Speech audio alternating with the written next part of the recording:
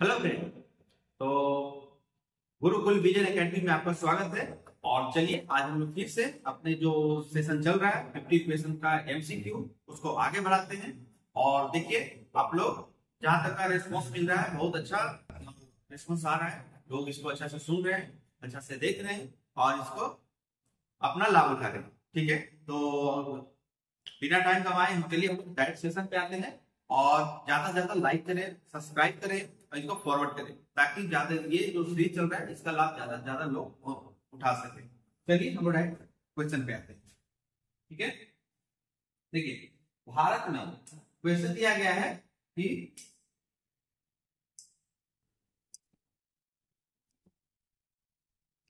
देखिए भारत में संपत्ति के अधिकार को अब क्या माना जाता है।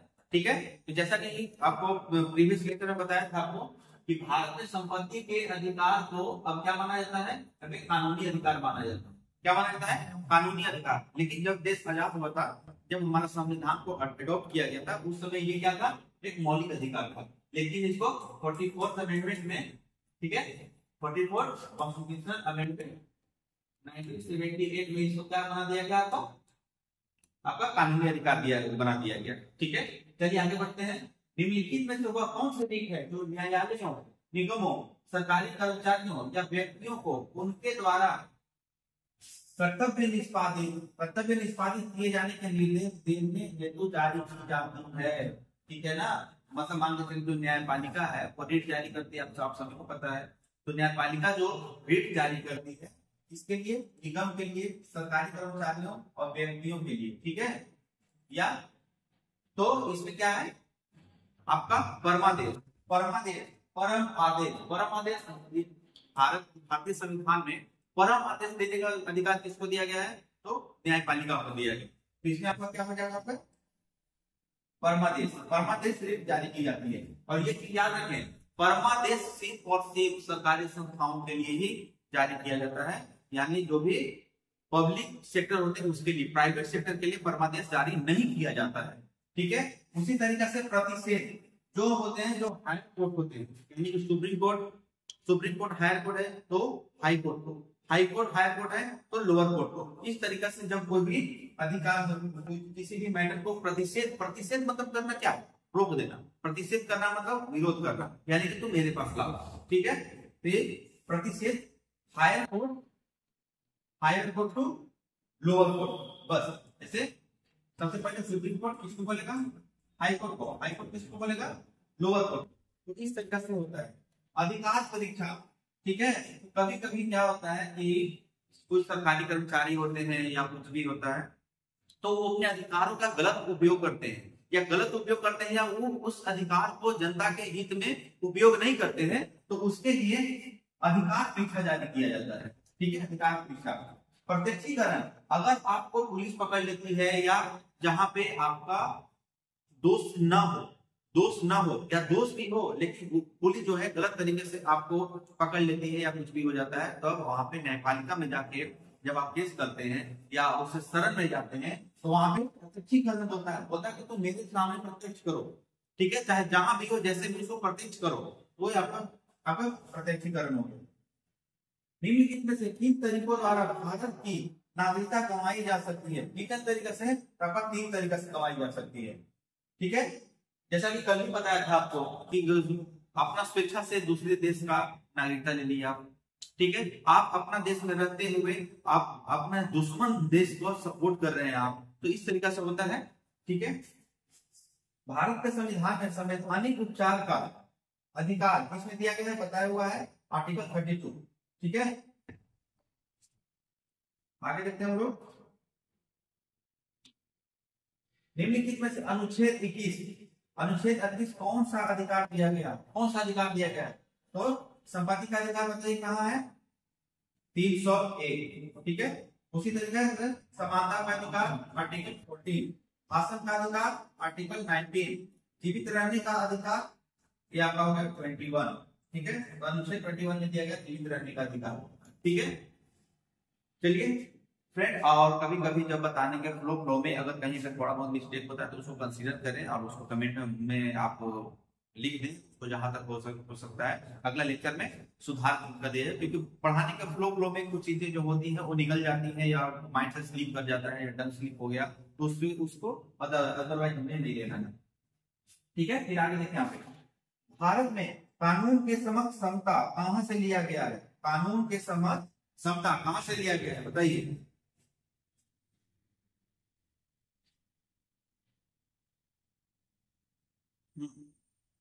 बोलिए बोलिए।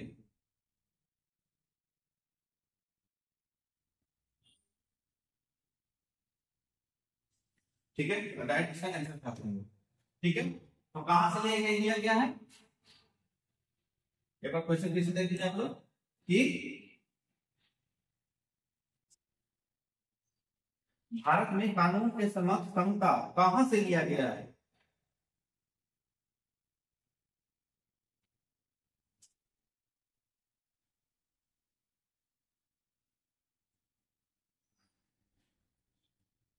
चलिए, ठीक है, तो कहां से लिया जाएगा? संविधान से लिया जाएगा। कहां से लिया गया है?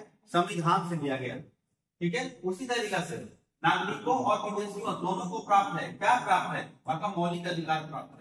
ठीक है ना, बताया था ना मौलिक अधिकार, जैसे कि हम लोग देखें तो आपका आर्टिकल आर्टिकल 50 लिखते हैं, आर्टिकल 50, 16, 19, ठीक है, 19, इसके बाद 29 एंड 30, ठीक है, साथ में आप बोलिएगा 18A।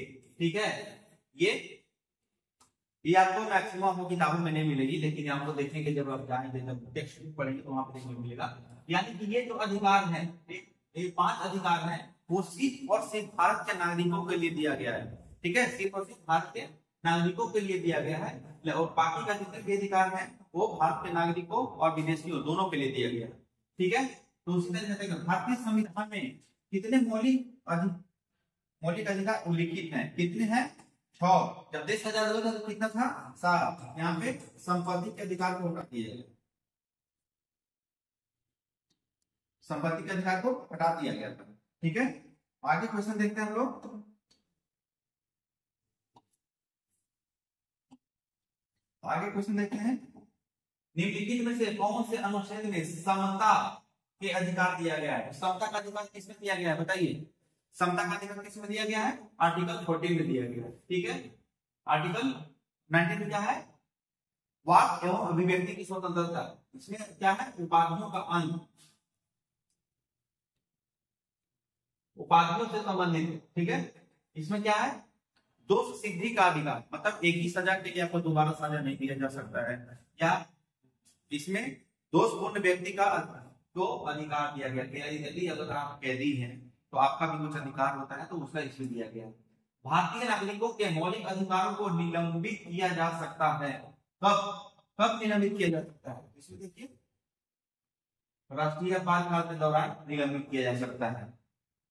अधिकार परीक्षा शब्द का शाब्दिक अर्थ क्या होता है? अधिकार परीक्षा बताया था ना, किस अधिकार से, आप किस अधिकार से किसी को बंदी बना रहे हैं, ठीक है, उसके बारे में बताया गया। चलिए हम लोग आगे आते हैं। निम्नलिखित में से किस स्थिति में बंदी प्रत्यक्षीकरण रिट जारी की जाती है? ठीक है, बंदी प्रत्यक्षीकरण रिट कब जारी किए थे? तो दोषपूर्ण पुलिस नजरबंदी। ठीक है, यानी कि पुलिस दोषपूर्ण नजरबंद अगर कर दे, उस समय बोलता है कि नहीं, अब क्या है? बंदी प्रत्यक्षीकरण, उसको अपने लाओ। भारतीय संविधान के अनुसार संपत्ति का अधिकार क्या है? संपत्ति का अधिकार क्या है बताइए? मौलिक अधिकार है, प्राकृतिक अधिकार, नैतिक अधिकार, या क्या है बताइए? ये आपका हो गया आपका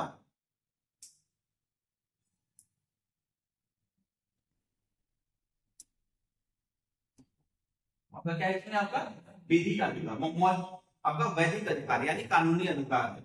मूल अधिकारों से संबंधित मामला निम्नलिखित में से कौन सा है? ठीक है, बताइए, मूल अधिकारों से संबंधित मामला कौन सा है बताइए? कल ही बताया था आपको, कौन सा? गोलकनाथ बनाम पंजाब राज्य। ठीक है ना, गोलकनाथ बनाम पंजाब राज्य।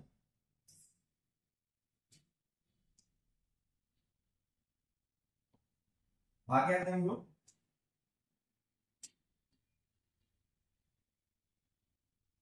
भारतीय संविधान में कितने मौलिक कर्तव्य उल्लिखित हैं? कितना है? आपका बताया था 11।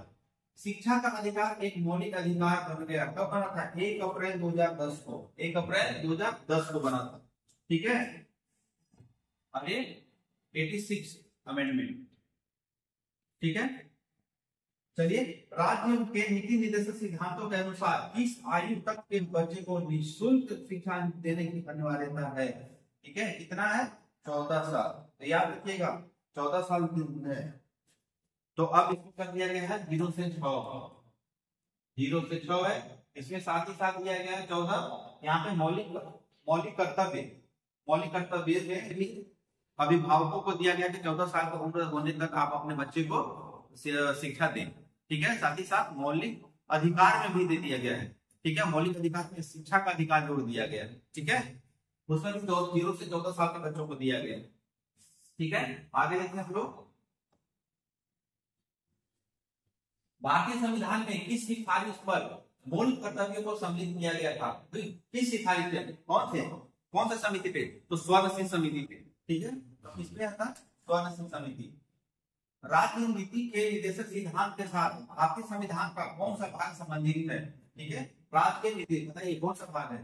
भाग 4, ठीक है, भाग 4। और मौलिक अधिकार किससे है? भाग 3। और केंद्र सरकार से भाग 5, ठीक है। तो इस तरीके से आपका तो भाग 1 जान ही रहे हैं भारतीय राज्यों के बारे में, ठीक है। हमारे संविधान में नीति निर्देशक सिद्धांत क्या है? कानूनी अदालतों में परिवर्तनीय है नहीं, ये फंडामेंटल राइट परिवर्तनीय होता है, अभी अपरिवर्तनीय है। कानूनी अदालतों में अपरिवर्तनीय है, यानी नीति निर्देशक सिद्धांत के आधार पे आप किसी भी कोर्ट में जाके केस नहीं कर सकते हैं, ठीक है। चलिए आगे आता है, भारतीय संविधान नागरिकों के लिए आर्थिक न्याय किसके माध्यम से सुनिश्चित करती है? बताइए, भारतीय नागरिकों के लिए आर्थिक न्याय किससे? बताइए, कभी बताया था ये? किससे? प्रस्तावना से, ठीक है। आर्थिक न्याय किससे? प्रस्तावना से। और आर्थिक अधिकार आ जाए, ठीक है। इस जगह डीपीएसटी से, डीपीएसटी यानी कि नीति के निर्देशक सिद्धांत, ठीक है, नीति निर्देशक तत्व, ठीक है। और अगर राजनीति का है, राजनीतिक अधिकार के बारे में होगा, ठीक है। अधिकार यानी कि आर्थिक अधिकार, राजनीतिक अधिकार फंडामेंटल राइट, ठीक है। भारतीय संविधान का भाग 4 निम्नलिखित में से किससे संबंधित है? भाग 4 किससे संबंधित है आपका? भाग 4 बताइए, राज्य के नीति निर्देशक तत्व, ठीक है। आगे देखते हैं क्वेश्चन हम लोग,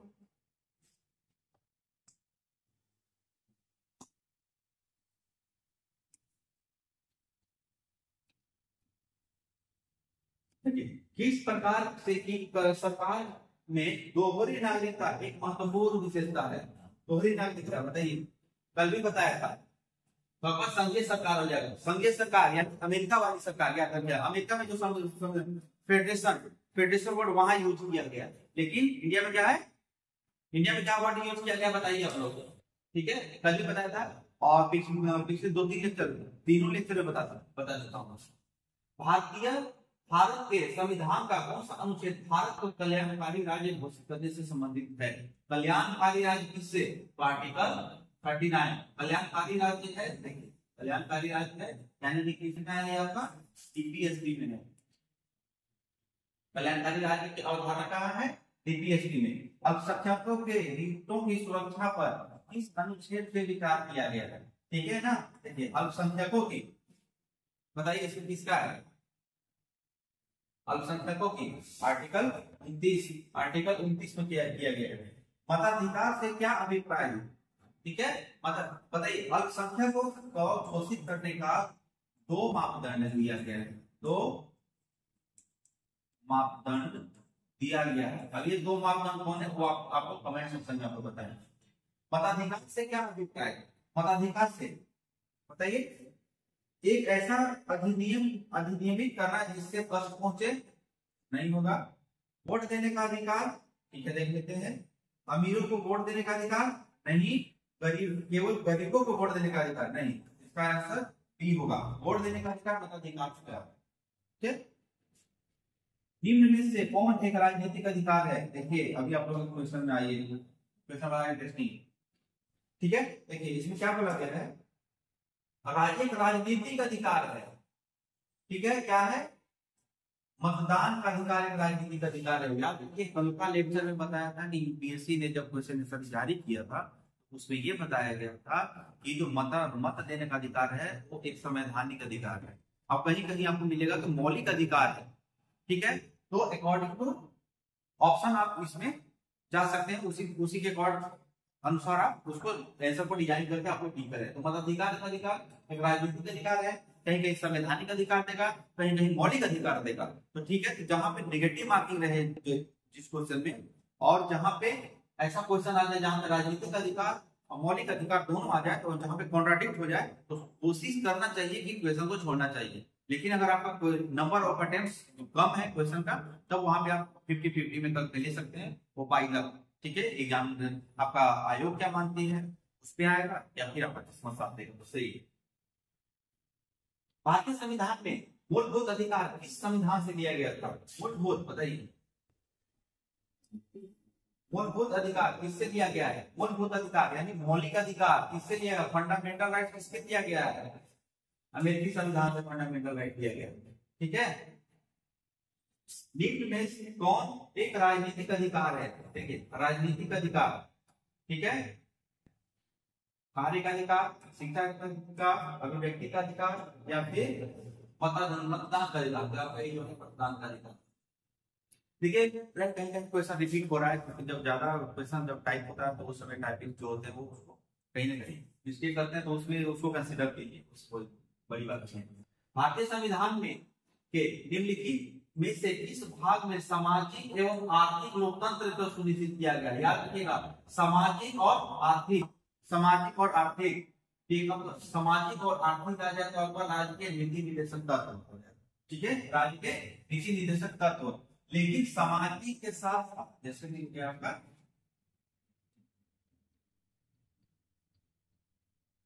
सामाजिक और राजनीतिक,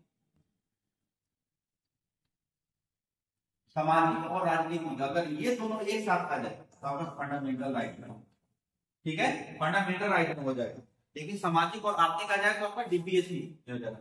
भारतीय संविधान के अनुसार निम्न में से कौन सा मूल अधिकार नहीं है? मूल अधिकार नहीं है। शिक्षा का अधिकार जोड़ दिया गया है, सूचना का अधिकार, जीवन का अधिकार जोड़ दिया गया है, भाषण का अधिकार जोड़ दिया गया है, भाषण का अधिकार जोड़ दिया गया है। ये मूलभूत संविधान से है, ये भी मूलभूत संविधान से है, लेकिन सूचना का अधिकार नहीं होगा। तो इसका आंसर होगा आपका बी होगा, यानी इसका आंसर बी होगा।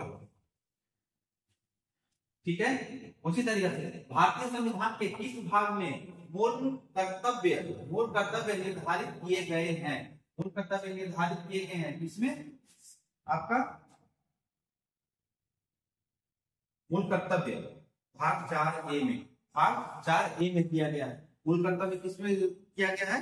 भाग 4A में किया गया है।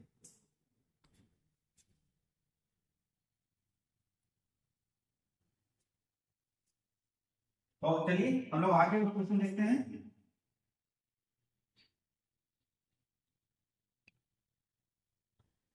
भारत के संविधान में शामिल राज्य के नीति निर्देशक तत्व की अवधारणा किस संविधान से ली गई है? तो जैसा कि बताया था आयरलैंड संविधान से लिया गया है। ये भारतीय संविधान में नागरिकता के प्रावधान कब लागू हुए? ठीक है, कब लागू हुए? तो 1949 में। याद रखिएगा कि हमारा संविधान अंगीकृत किया गया था 26 नवंबर 1949 को। लागू किया कब गया? 26 जनवरी 1950। ठीक है, ठीक है। लेकिन देखिए जब नागरिकता का प्रावधान कब लागू किया गया, तो देखिए जो आप लोग ध्यान में आ रहा होगा कि जब देश ही 26 जनवरी 1950 को संविधान को अपनाया, संविधान लागू किया गया, तो आखिर नागरिकता को पहले क्यों किया गया? तो देखिए जब भारत पाकिस्तान का जब बंटवारा हुआ था, जब लोग यहाँ से वहां जा रहे थे, वहां से यहाँ आ रहे थे, तो उस कंडीशन में या फिर चुनाव करवाना था ये तो कुछ कानून जो था ना, जो संविधान लागू होने से पहले ही लागू कर दिया गया था। ठीक है, जो हम लोग क्लासरूम प्रोग्राम करेंगे और क्लासरूम प्रोग्राम में जो चल रहा है उसी में इस तरीके से हम लोग अच्छा सा कॉन्सेप्ट को समझेंगे।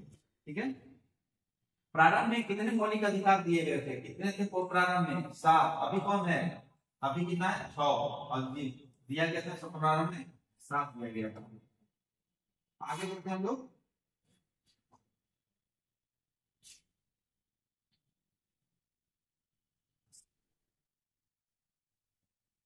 आपका क्वेश्चन देखिए, ये रिपीट किया क्वेश्चन, आगे देखते हैं लोग। ठीक है, चलिए यहाँ पे आइए। रिक्त स्थान की पूर्ति करे, अधिकार कर्तव्यों को क्या करता है, अधिकार कर्तव्यों को क्या करता है, बाधित करता है, अनुदेशित करता है, निहित करता है, विरोध करता है। ठीक है, तो ये आपका होगा निहित करता है। मान के चलिए कि अधिकार जो होता है ना, अधिकार आप मान के चलिए, सपोज कीजिए कि आप स्टूडेंट हैं, ठीक है, आप स्टूडेंट हैं, तो आपका आपके पापा के बीच में देखिए, मान के चलिए कि ए बी, ये क्या है आपका सन है और ये क्या है फादर है।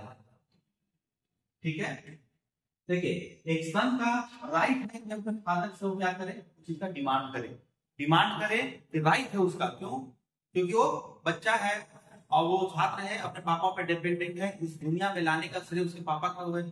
तो इसमें क्या होता है कि फादर के प्रति बेटा का राइट है, ठीक है, राइट है, लेकिन उसी फादर का उस बेटा के लिए क्या है, क्या है ड्यूटीज है, उसका ड्यूटी है, कर्तव्य है। तो कर्तव्य है कि अपने बेटा को पढ़ाए लिखाए, एक अच्छे पोस्ट पे पहुंचाए। ठीक है ना, तो ये जो मौलिक जो कर्तव्य होता है वो अपने आप में निहित होता है, कि कहीं से बाहर से लेकर छुपा नहीं जा सकता है कर्तव्य। ठीक है ना, अगर किसी के कोई बेटा है, उसके फादर उसको कुछ भी करे, पढ़ाए लिखाए नहीं करे, तो उसके लिए वो जाके कहीं पे केस नहीं कर सकता है, तो वो नहीं कर रहे, हो सकता है कि आर्थिक स्थिति खराब हो या किसी भी समस्या हो। ठीक है ना, तो ये मौलिक जो कर्तव्य होता है वो अपने आप में निहित होता है। समानता का अधिकार में निम्न से कौन सा प्रकार समानता उदारवादी धारणा को सदस्य करता है, उदारवादी धारणा को सदस्य करता है, उदारवादी बताइए कौन सा होगा। ठीक है, उदारवादी धारणा को समझ, तो ये आपको उदारवादी कौन सा हो जाएगा आपका, सामाजिक समानता। ठीक है, सामाजिक समानता आपका हाँ नहीं है, हाँ नहीं है, इसमें हम लोग आते हैं। हाँ, तो देखिए समानता सदस्य नहीं है, लेकिन आर्थिक समानता नहीं होगा।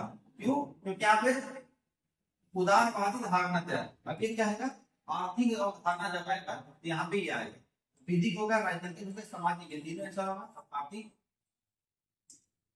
जो आर्थिक समानता है ये आपका आंसर है, ये नहीं होगा। चलिए आपका आंसर हो गया, आपका डी हो गया। ठीक है, स्वतंत्रता को किस प्रकार सीमित किया जा सकता है, स्वतंत्रता को किस प्रकार सीमित किया जा सकता है, तो याद कीजिए, जब इमरजेंसी लग जाए तो आपका स्वतंत्रता क्या हो जाएगा, आपका सीमित हो जाएगा। तो शासन द्वारा, विधि द्वारा, प्राधिकार द्वारा या समानता द्वारा, तो बताइए विधि के द्वारा ही सीमित किया जा सकता है, उसके सिवाय और किसी तरीका से नहीं किया जा सकता। भारतीय संविधान के निम्नलिखित किस भाग में मौलिक कर्तव्यों का उल्लेख किया गया, मौलिक कर्तव्य याद रखिएगा, मौलिक कर्तव्य किसमें है, 4A में है। ठीक है, तो आपका देखिए फंडामेंटल राइट कहाँ हो गया, पार्ट 8 में हो गया। ठीक है, टीपीएसपी कहाँ हो गया, टीपीएसपी कहाँ हो गया,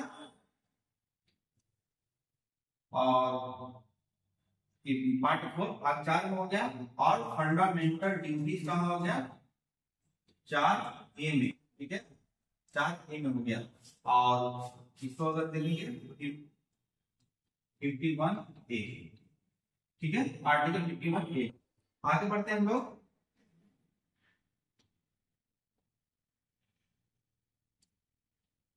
निम्नलिखित में से कौन सा एक विषय वह है जिसे संविधान में एक भारतीय नागरिक के मूल कर्तव्यों की सूची में शामिल किया गया, बताइए क्या, इसका आंसर आपका डायरेक्ट बी है। वैज्ञानिक स्वभाव, मानववाद और पुरुष का सुधार की भावना का विकास करना है। ठीक है, आगे देखते हैं हम लोग। हमारे भारतीय संविधान में कितने मूल कर्तव्य हैं? तो 11 है। ठीक है, कितना है? 11 है। निम्नलिखित में से कौन सा एक निवारक निरोधक अधिनियम नहीं है? फेरा। ठीक है, फेरा विदेशी मुद्रा अधिनियम। जब ये अक्सर देखिए टाटा याद रखिए, टाटा जो संजय दत्त को जो सजा हुआ था वो टाटा के अंतर्गत ही हुआ था, जो 1993 का जो ब्लास्ट हुआ था टाटा का था। कोटा आया, आतंकवाद निरोधक आया, फिर आपका यहाँ पे कासा जो आया था। ठीक है, विदेशी मुद्रा, तो ये होगा आपका फेरा, ये होगा विदेशी लेन देन हेरा फेरी। तो कौन सा है? निवारक निरोधक नहीं है। भारतीय संविधान के निम्नलिखित में से किस अध्याय में जनता को गारंटी और मूल अधिकार दिए गए? मूल अधिकार देखिए खास दिया गया है। भारतीय संविधान में राज्य नीति के निर्देशक सिद्धांतों की संकल्पना कहां से किया गया है? ऑलरेडी यहाँ पे पहले हम लोग देखते आयरलैंड का सिद्धांत दिया हुआ था, लेकिन यहाँ पे देखिए आपका स्पेन का सिद्धांत भी दिया गया। ठीक है, तो आयरलैंड और स्पेन से आपका नीति के निर्देशक सिद्धांत। अगर कहीं पे आयरलैंड न रह के स्पेन रहे तो स्पेन को भी आप ठीक करें। आगे देखते हैं हम लोग। एकाधिक मताधिकार तंत्र क्या है?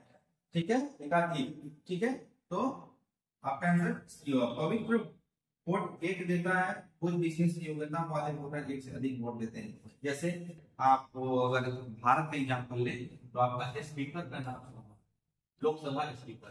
ठीक है, स्पीकर का सुने होंगे, तो स्पीकर क्या करते हैं कि एक जनरल मत देंगे वो। ठीक है, जब कुछ होता है जनरल मत देते हैं, इसके बाद में तो वो मताधिकार का प्रयोग नहीं करते। सबसे पहली बार मताधिकार का प्रयोग नहीं करेंगे, लेकिन जब कॉन्ट्राडिक्शन होता है, जब 50-50 पे आके जब कोई मामला फंस जाता है तो अपना मत का अधिकार का यूज करते हैं। तो उस कंडीशन में आपको ये आंसर आपको देखने को मिलेगा। ठीक है, ऐसे आपको जैसे देखेंगे आपका चाइना का हो गया, रशिया, यूएसए, सब ये सिस्टम हमेशा देखने को मिलता है। निम्नलिखित में से किस जोड़े का सही मिलान करें? ठीक है, तो देखिए क्या होता है कि एडीएम जबलपुर केस में आपातकाल में नागरिकों को अधिकार दिया गया। तो देखिए जब आपातकाल लगता है ना, तो जो आर्टिकल 19 है वो स्वतः हो जाता है, लेकिन आर्टिकल 20 और 21 को छोड़ के जितने भी मूल अधिकार होते हैं उनको खत्म करना होता है। तो राष्ट्रपति आर्टिकल 359 के अनुसार वो पूरी तरीके से उसको 358 और 359 जो आर्टिकल है मौलिक अधिकार को कैसे आपातकाल में या कहीं भी कैसे मौलिक अधिकार को खत्म करना है और कैसे लाना है, उसका प्रावधान दिया गया है। तो उसी के लिए दिया गया था कि जब आपातकाल में नागरिकों को ज्यादा शोषण हुआ था तो वहां के जो एडीएम, जो जबलपुर के एडीएम केस है उसमें ये आया था। ठीक है, आगे देखते हैं हम लोग। निम्नलिखित में से कौन सा स्वाभाविक रूप से न्यायपूर्ण है? ठीक है, मौलिक अधिकार न्यायपूर्ण है। ठीक है, ये तो है नहीं, किसी निर्देशक सिद्धांत को आप कोर्ट में चैलेंज नहीं कर सकते हैं, मौलिक कर्तव्य को भी नहीं कर सकते हैं। ठीक है, लेकिन याद रखिएगा मौलिक कर्तव्य एक दूसरे के प्रतिपूर्ति। ठीक है, प्रतिपूर्ति है, एक दूसरे को पूरा करे। मताधिकार एक प्रकार से क्या है बताइए?